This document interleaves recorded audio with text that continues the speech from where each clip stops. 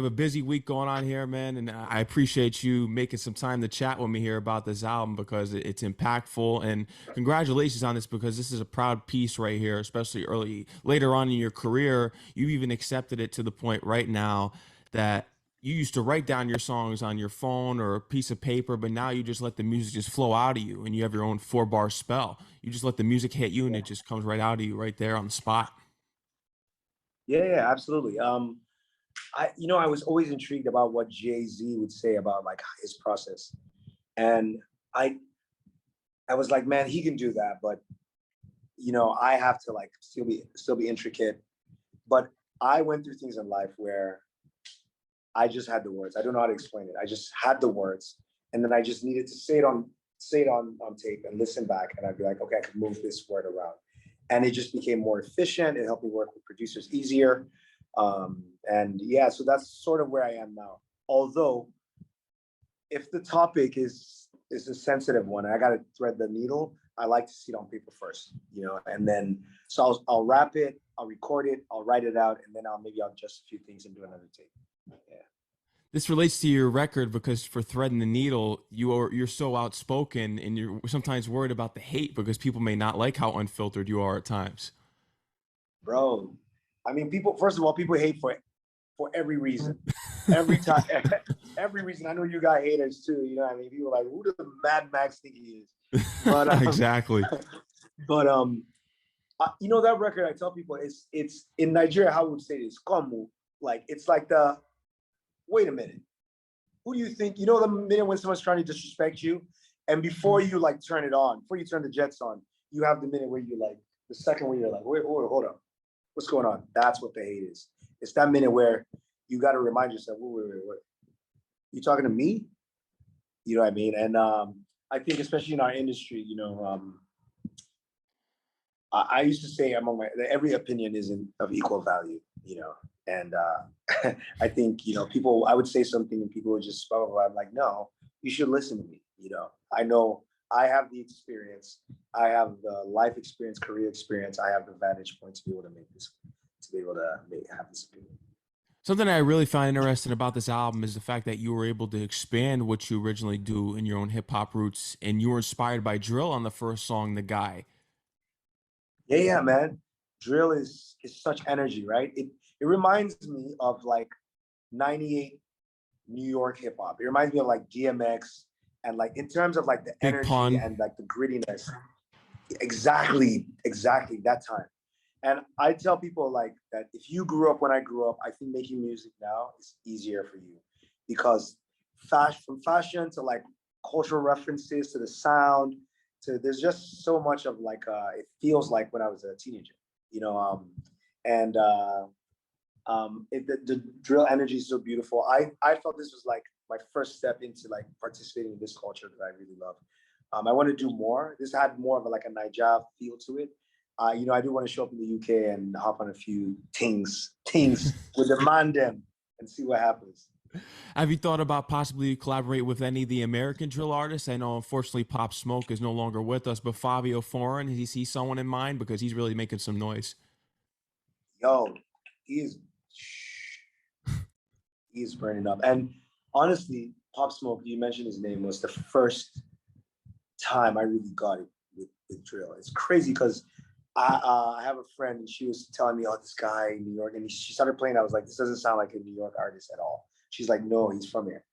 And that night we went out and I heard it and I was like, oh, I get it now. So may he rest in peace. Yeah, I do want to. I'm open to working, man, with whoever. This part of my career, I say, I have maybe 400 verses left. I wanna share each one on something special, and make it a moment. Earlier in my career, I would just do the song sometimes and just send it. Now I want to be like, if I'm gonna work with you, let's do something amazing. And so it doesn't matter whether the artist is known or I just want to make special, amazing music for people. Mhm. It's amazing to see what this album developed into. I'm not surprised at the same time just because of your body, you're working what you're capable of. But originally, you were recording this album out of no purpose. Then COVID hit, and you realized just how everything could be ripped away from your essence into the confidence, and the world can just rip that away out of nowhere. Yeah, absolutely, bro. Everyone around the world is talking about the same thing. Right before this, well, not right before, but earlier today, I was talking to a room of Googlers, if you can believe it. And they, one of them made a comment about like, man, we're all going through it and it's tough. And in my mind, I'm like, these are the smartest, best paid people in the world, right? But we're all having the same human experience post-COVID of feeling locked up, of feeling, I was thinking today that it gives you a lot of empathy. The world should have a lot of empathy for what prisoners go through, because we've had a feel of where we are. My babe is not what I mean to say is that it's a unique experience of being locked up, that we can now understand a little more. Maybe that's a better way to say it. We can understand more when someone comes out of the pen, what that experience was like. An inspiration point to this album too, as well as that to do things that are impossible with audacity. Yeah, man. I mean, from the hate the guy to bigger.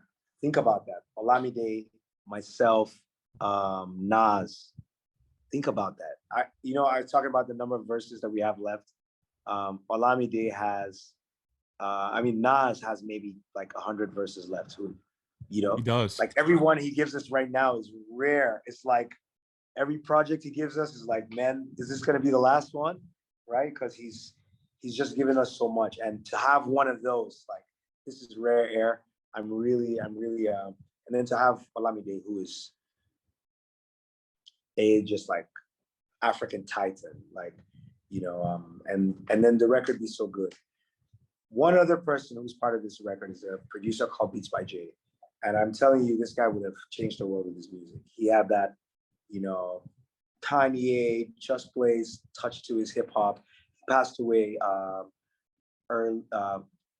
while back. And we are all like, the world is just a darker place for not having Beats by Jay here. So big shout out to him as well.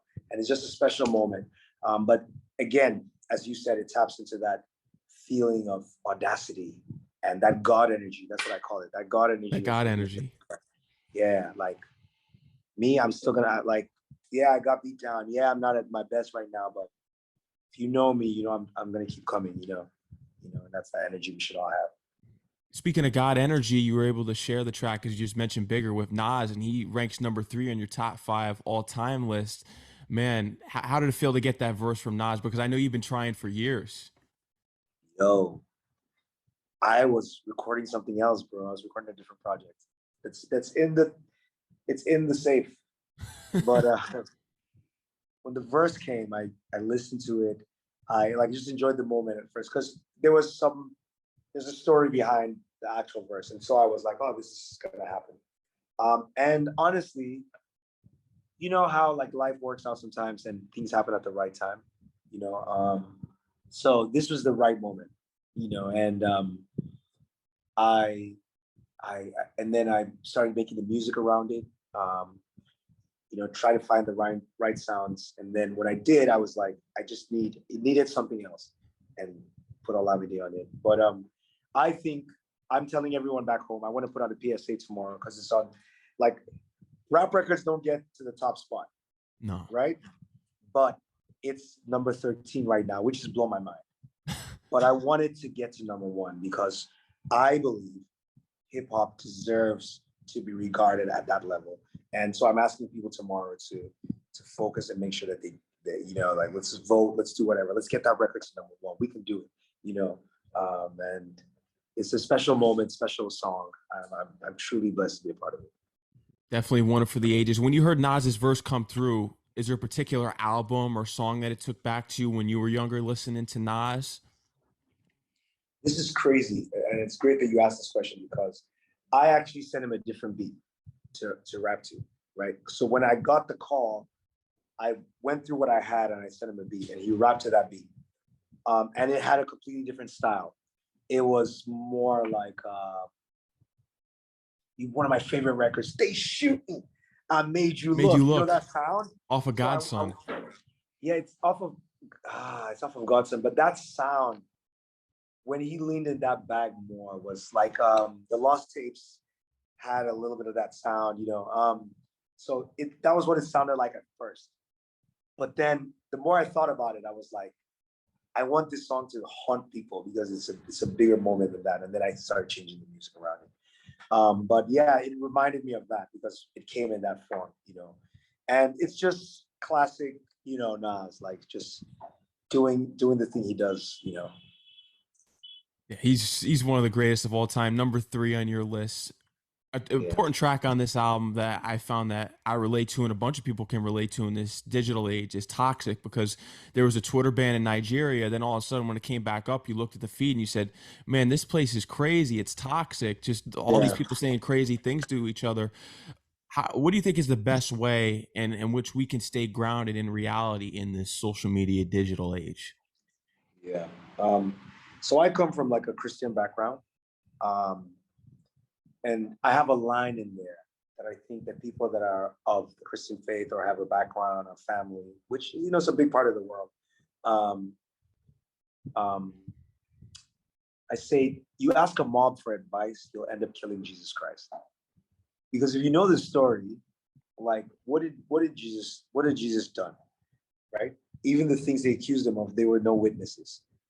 But the reason was because they asked the mob, what should we do? And the mob are they gonna like select someone and vote and be like, they just did what mobs do. And that is the fear about what like social media can do to us. I was telling someone that people now really in their lives, a lot of people thinks get really depressed and sometimes have like, I have friends who will tell me, and this is not something to play with, but they'll say, I had a little bit of a suicidal thought the other day or whatever. People are going through it. Imagine going on your Twitter feed and seeing someone say, kill yourself. Good. And it happens every day. It happens all the time. And so that song really was a moment. Aussie Grace starts out talking about like heartbreak and toxic love. And when I heard it, I was going to write about a relationship. But then I was like, actually, the real relationship is one society's having with itself now, where we just have to be kinder to ourselves. We need to speak with more love to each other. Especially now, we always have to find a way to be positive during these times, and it happens constantly, as you mentioned it. And it's important to just stay grounded in reality and stay off of social media. I think the more we Yeah, stay off of social media, the more positive that we can be, especially with a mindset. yeah, yeah. I agree with you. It's really helped me a lot. Like, it's hard when you're an artist, right? You have to like right now. I am like in the sauce because I have to. You have to pay attention. You have to make sure like with a big project like the one we have, it's like a huge team. Everyone's working really hard. You're looking over pieces of data all the time. But I will tell you that like I cannot wait for like the first break I can have. I'm getting married soon, so That's right. maybe, Congratulations. yeah, thank you, bro. Thank you. Like maybe when that happens, I get like a week just be and just be present and like see what's in the room with you and just be with the people that are around you. And I think that's use social media. Don't let it use you. You know. Um, It's interesting to see how you've grown and just addressing the mental obstacles that people go through, because back in the day you really didn't understand when a person was going through depression, and you eventually had to study it to understand what people were going through, and it was just what you found out to be a lack of self-identity. yeah, bro. I recorded an album in 2017. It's called "A Study on Self." Self, Young yeah. Denzel. Um, and I want to encourage people to go listen to it. Of course, stream the guy, but go listen to "A Study on Self" by M.I Abaga. And I just got a call one day from a friend who was like, "I don't want you to do anything, but I'm thinking of killing myself." And she was on the phone, and I I was living in a position of like pure privilege. CEO of a record label, top performing rapper, money in my pocket, all the attention. I had, it was just not a thing that I had met someone who was going through or I was aware of, you know. And this was just so real, and it just sort of pierced through the haze of like comfort that I was surrounded by. And over like a few weeks, we talked about it, and I started to learn more. And then I started to ask questions about myself, and it's been a beautiful journey. I encourage everyone, You know, we all have a story and we have a thing that happened to us. We have a reason why we must be protective of ourselves, why we don't trust people. However, the hope is that we come to a place where we can actually start to heal, you know, and actually start to let like the child inside. We all have it. We all know. Everyone listening to me now knows what I'm talking about. That kid inside you, you know, we can create a safe environment for that kid inside you to come out. And that's what, you know, these songs are about. This project is about, you know, in different ways. What's something that you discovered about yourself in making the guy? Because you've spoken about it before. That this is a self discovery for people, especially during the time period that you made this and what we're going Yeah, through with the pandemic. yeah.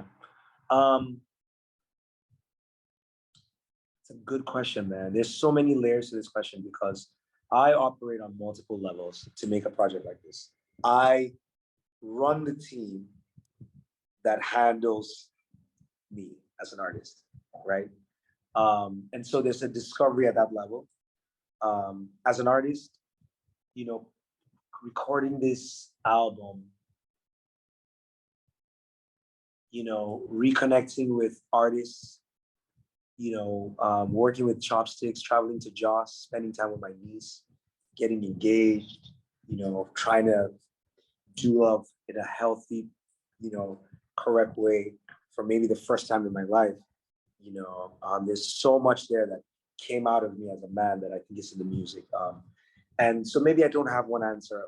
The big answer is that I'm looking forward to more change. I don't know if that makes sense. I'm looking forward with an open heart. Like the world is opening up to African music.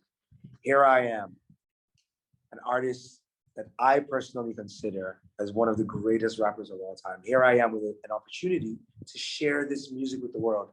Here I am as well with the opportunity after COVID and everything that happened to, you know, make the world better for other creatives and with the work I do, you know, tasks and stuff like that. And this is just it's just an amazing time. And I hope that people feel that and they hear that in the music and that it means something to them. It connects like that this period. They're like, this is when the Guy album came out. You remember when the Guy album came out? And we all bumped to that and that they carry that with them forward, you know, because that's what was in my heart when I was creating it. I created it for you guys to go on the journey of life, you know, that I went through, you know, with me. You definitely have had an amazing journey, and even just growing up and your family learning about your mother being so supportive of your career and just giving you the instruments early on, and then your father being the first one in your family to receive an education because you eventually come to America and go to Calvin in Yeah, Michigan. yeah. Calvin, shout out Calvin, and shout out to my a mentor. I'm going to call him a mentor on this. It was the new president of Calvin, Weaver Boer. He's someone I love and respect so much, and played a huge role in my life. Okay, so yes, you. I mean, there's so much story in that you know brief thing you said about like going from being a kid whose mom would sing it's called the solfa notation do re mi fa sol la. She would sing it with me and teach and show me how to do it on a keyboard, and that's I would just go to bed and my mind would just keep racing, and I'd be writing songs with the keys and just creating harmonies. To you know the influence of my father and how like how his story being from where he's from. This is a man that was born in the village and would have to walk 6 miles to school every day, you know, without shoes, you know, through like really there's no like roads, it's like through the forest every day to, you know, and for him to accomplish all he accomplished and get to where he did, you know, these are sort of like the pillars in my life, you know. I'm blessed to have had, I mean, we didn't have a lot, you know, you hear that in the music as well, but I'm blessed to have had a family that that intended, you know, that surrounded me and gave me and I think that's part of why I take making music so seriously because I feel I should really work hard after being so blessed to really work hard on the music to share with you guys something that's important, something that's really thought through, something that really, you know, I was really intentional about, like the keys and the words and the, you know, and so yeah, again, I hope people hear that in the music. these hip hopper concerts that you were doing in college, how do you reflect on those times? Because there was also a time that you considered doing comedy, but you felt embarrassed when Oh, no one was laughing at your jokes. bro, till today, no one is laughing at it. No one's like, hey, there you go, one laugh. But yeah, man, like most creatives, you bounce around till you find your thing. You find your. It's like the Avengers. You find your weapon Your or superpower. your superpower. And we we I grew up in the church, so I had opportunities to like play music, and then I started rapping. I sang in a gospel choir. I've been a DJ. Actually, when I was at Calvin, I would DJ for parties. Oh wow. And the old school way, I would DJ with like Vinyl. not even no, I said old school. Like when I mean old school, I mean like the ghetto old school way. So I'd have a double CD player, and I Okay. would have to like manually fade in. Manually fade was so bad, but I got booked all the time, like in college for that. And then I was a dancer as well.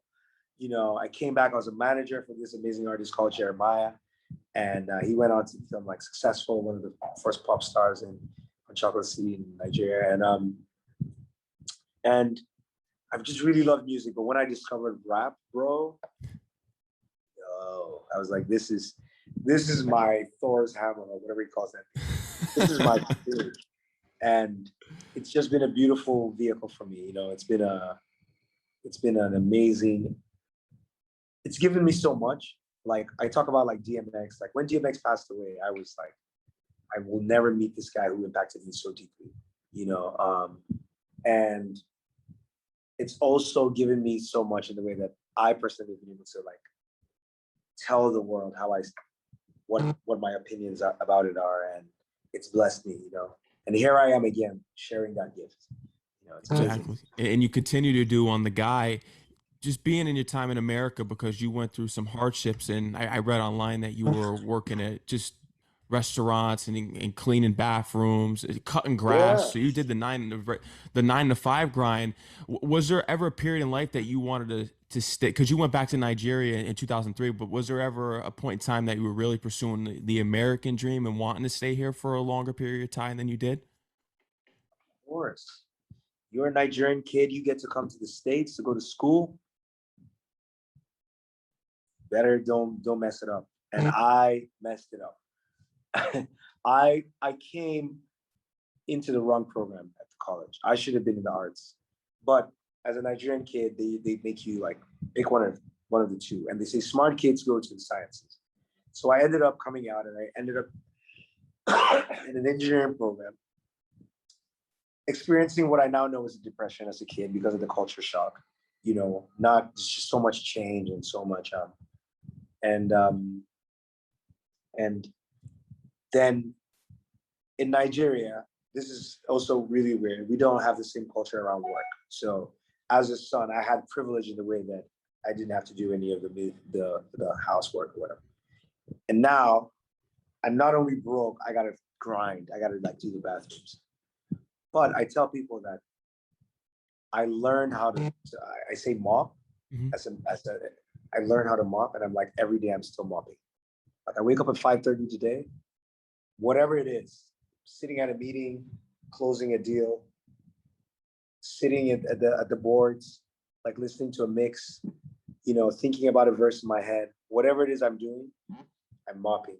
That like that mentality that I learned in the States about like, that work, like the grind that people sometimes take for granted, but there's so much like character that it takes to be able to be one of those people to just do a thing repeatedly because it's going to take you to a goal. It's a beautiful thing, and I'm glad that I had the experience to learn that. I think even on up to this point in my career, it helps me. If I need to get something done, whether it's unpleasant or not, I can just go mentally back to that bathroom, grab the mop, and just let's do it. It needs to be done. No, thank you for sharing that. And it's important just to learn what you went through and then going back to Nigeria because this brings me to my next question. You want to be and just learning about entrepreneurship and a CEO. And we look at inspirational figures such as Jay-Z. Do you think colleges teach the necessary tools in order for you to be a successful CEO and entrepreneur? when Jay-Z and other acts didn't go to college and built an empire of their own. Yeah, yeah. If I'm to answer you honestly today, I'd say that I think the challenge is it's not that college is not important, it's that it's just is weighted too high. It's 50% of the thing. And so it should be half as expensive. And people that have street smarts should be half as valued as well. You need both. And the reason the college helps you to have the frameworks to be able to understand the data that you're going to receive in the real world. A lot of people will not be successful because they don't understand what's happening, not because they can't react. But a lot of my friends who are in those spaces that just went to business school, they tell you that all the work happens when you leave. You have to be in the real world and learn culture, learn people, understand how to do things. And I think they're both valuable. But I think the goal should be wherever you are, you can start, but you should plan to constantly acquire as much of both at the same time as you can. Get as much understanding of the frameworks, get that learning as much as you get experience, and whatever one you have available, lean into it. It will be valuable. If you have the opportunity to go to school, please do well at school. If you don't have that opportunity, and like me, you have to do it in real life, like Jay and all these guys, hey, you gotta do it. And then you gotta, when you have the opportunity, go take a class, take a course, get a mentor, sit with someone and learn. From your experience throughout the United States, because this always brings me to just an important debate here and just a conversation. When we look at the racism that happens in America, and then we can compare the hardships to Nigeria and what you faced growing up, once you start becoming successful and wealthy, do you think it changes how people are viewed in certain situations based on a person's class system? Once it changes, once you go from, let's say, the lower class to the higher class based on your status? This is a good question, man. This question should be a podcast. It's a good question. I This, appreciate this that. question this question should be a podcast. So my first attempt at it, I'm gonna say Nigeria is very classist, but at the same time, there's just so many different groups that you can. There isn't as much exclusion in Nigeria. Exclusion. There's a lot of inequality, but there's not as much exclusion, which means you can be anyone from anywhere and pretty much access, so it's a weird mix there, but we are a very classist people. Class does matter. Hierarchy is part of human. It's part of human being a human being. The experience in the States, what racism felt like to me in the States was someone has an opinion about you that's not going to shift no matter what you do. And that opinion could get you in trouble. That's what it felt like to me. I'd walk into a place and nothing needs to happen. The person is just oh, and I cannot imagine being born and wearing that every day. Because for the 4 years I lived in the States, I felt it. It felt like an extra sweater every day or a jacket, everywhere you go, everywhere. I can't imagine being a child and then being economically impoverished and what is maybe the icing on this very on this doo-doo pie that we're talking about is that it produced hip hop, this art that allowed the world to understand this is who we are. This is what we're going through, but listen to how we're explaining it to you. Listen to these poems. Listen to these rhythms. Listen to how I'm going to tell you the trauma that I went through. Listen to how I'm going to tell you how I lost my friend. Listen to how I'm going to tell you how, and it was just so powerful.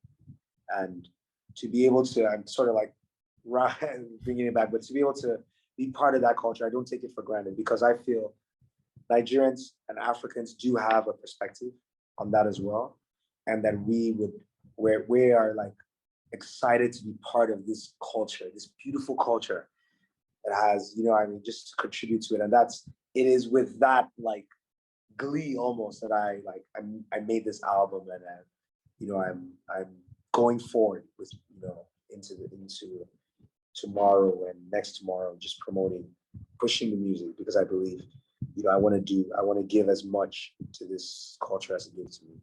Exactly. And you've made history in your own right for the BET Awards because you were the first one to be Yeah, nominated and yeah, be in bro. that category for a Nigerian artist as a rapper. I mean, you should say that louder. Do you have could you like turn the knob up on the thing so that Oh yeah. everyone hears? And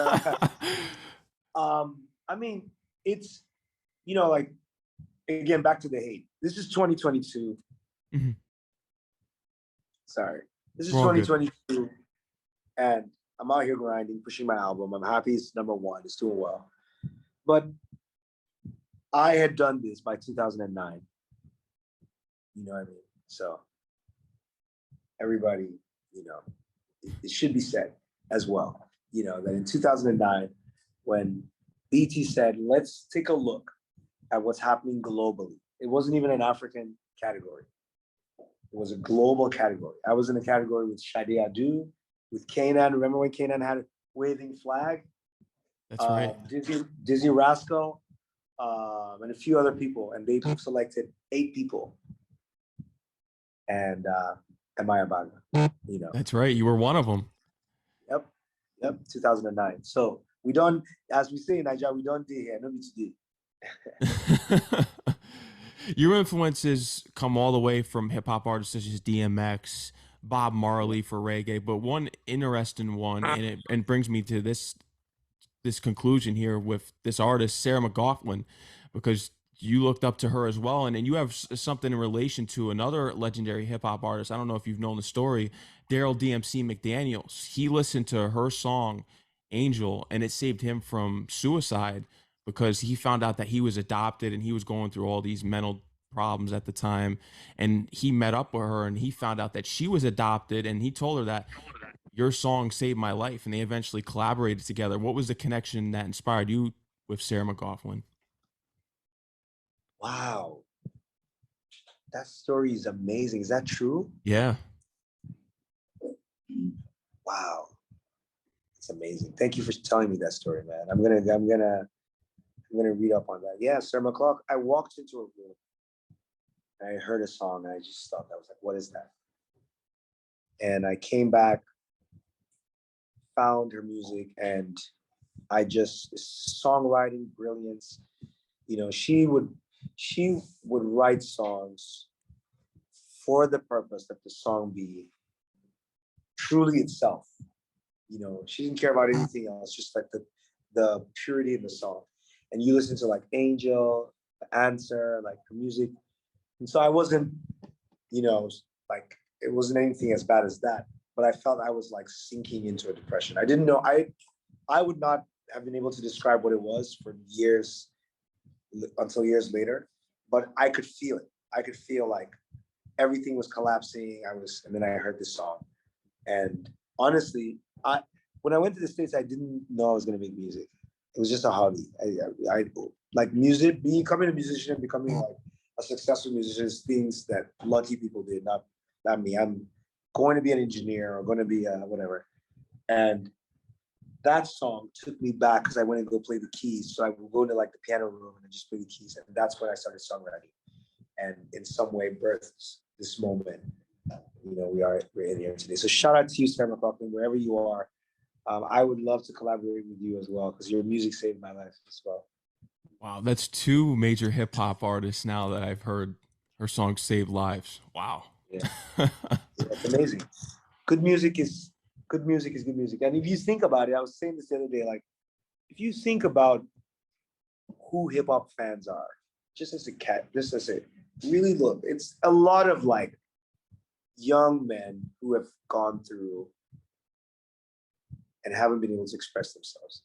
So it actually does make sense that music that's very therapeutic would also like connect with them deeply. So it makes sense. I've heard you speaking about it in the past, just being a content creator, that it's difficult to make because no one believes in us and they don't believe in you until you're there. What was your genius story in trying to get people to believe in you, because you had this record Safe, which was a play and parody of all the popular songs going on at the time in Nigeria. So was this the song that really catapult people into believing in your career? Yeah, man. I had been grinding. So from my perspective, it looked it looked like a progression of all the work we've been doing. But something just happened, man. I was like, just been grinding so hard. I was in the studio. This beat came on. I just started rapping, and the Lil Wayne flow, that like meandering over a beat sort of flows in. So I'm just joking, and I'm pulling references from pop records, and it becomes this like 80 bar verse that we chop in the middle, put like a hook, and I literally was giving it out. I would just Bluetooth it to people, just be like, "Hey, this is something I did. My single is on air," and it just blew up. It just blew up, just and it's a special moment. I mean, um, you asking me the question made me reminisce about it, and you just sort of like took me back, to record this song way back then. But yeah, man, it's just you try to, as an artist, you try to stay in the zone so you can find these moments where magic happens, and when they do, it's like lightning in the bottle. It's impossible to replicate again. That moment, like that moment, is how M.I gets here.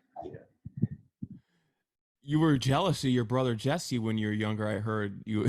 Um, And so this would talented. eventually come from the song Crowd Mentality. Yeah, he's so talented. He's so talented. Jesse is so talented. When I say jealous, I mean like, like he he's my brother. He's my younger brother.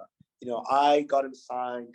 I collaborated with him early on, so I love him. I support him. I think he's the greatest artist, on the face of the earth. Um, but at the same time, there's that sibling rivalry. If you have a sibling that's really good in the same field, you will feel it. If they're really good, imagine that your brother is Giannis. You know what I mean? Imagine that LeBron's brother was Giannis. This is Jesse Jags on MI. You know what I mean? Or KD. It's KD and LeBron. Imagine, you just put those two in a room. There's gonna be energy, right? So that's me and Jesse. And he is like just insanely talented, insanely gifted. Everyone go check him out. Is there a certain principle that you can look back to which your parents may have taught you growing up, in which this developed your survivor skills in becoming a successful artist and CEO and doing great things in the business side of things in music in order to establish longevity in the game? In this phase of my life, I would say empathy. Because not because you need empathy for other people, but because invariably one day you're going to need empathy for yourself. You're going to make mistakes that you're going to need to forgive yourself from. And if you don't know, if you haven't been taught to love, it can be difficult. It can be brutal. People can beat up on themselves.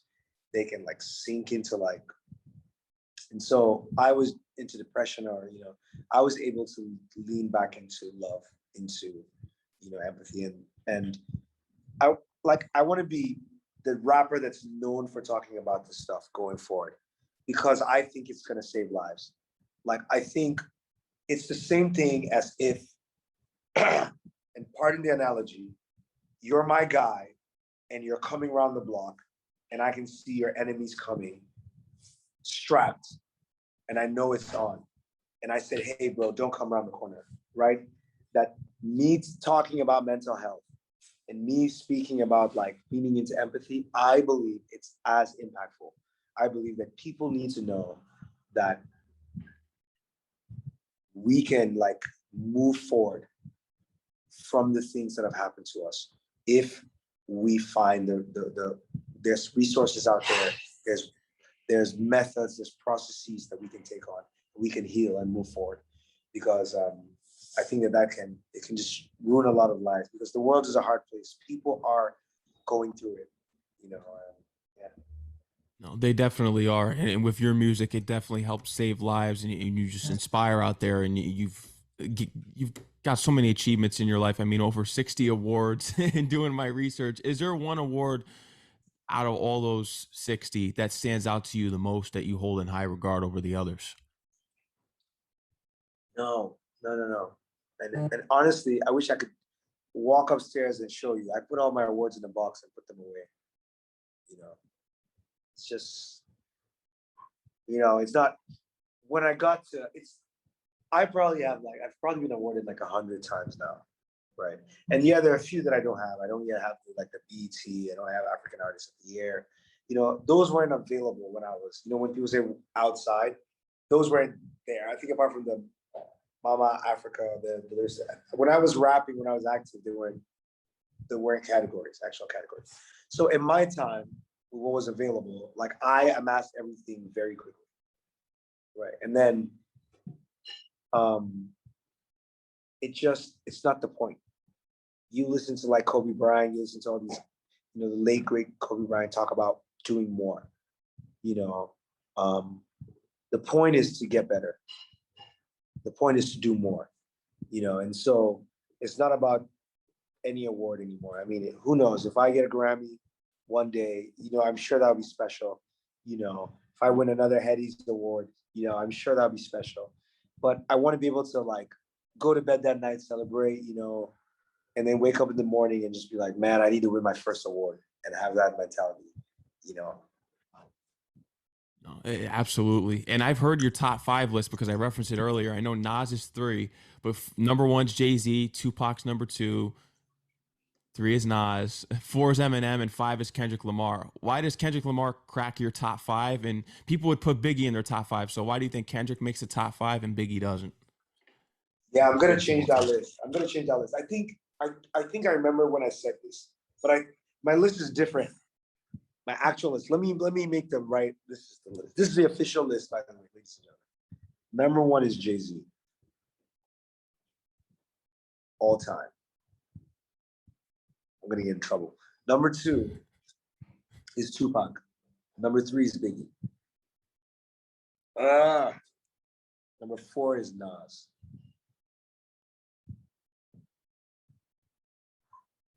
No, number three. Number three is Nas. Number four is Big.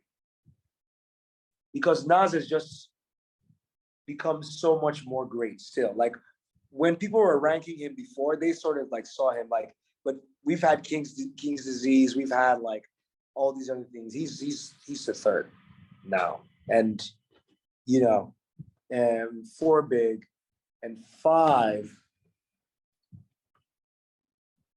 Oh man. Oh man, I'm about to get in trouble. About to get in trouble. I gotta finish, baby. I gotta finish. Okay. Number five is no. Number five is ah number five is Eminem. Eminem. Yeah. No, Eminem. I respect that top five list. It's a tough, there's so Yeah, many it's great tough. It's MCs, man. you have to dissect the whole history. Then you can go back in important acts and look at KRS-One and the impact that he had on hip hop early on, and Slick Rick, like the greatest storytelling hip hop artist of all time. Rakim, Yeah, Big Rakim. Daddy Kane, Ice Cube, like Snoop. There's people that like Snoop is still active. Yeah, He's still going, And that's he the just thing, bought like Death Row Records. it's like still like when you talk about the greatest, right? Like buying Death Row Records matters in your legacy.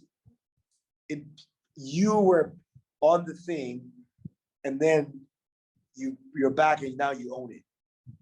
Like it's amazing. So yeah, I agree. Like it's a difficult thing, but I think my list, the world can agree, is the best list of all time. Yeah. Speaking of owning your own thing, incredible What music. what's your own list, bro? What's your list? Oh, I got to go Tupac number one, Biggie number two, three Nas.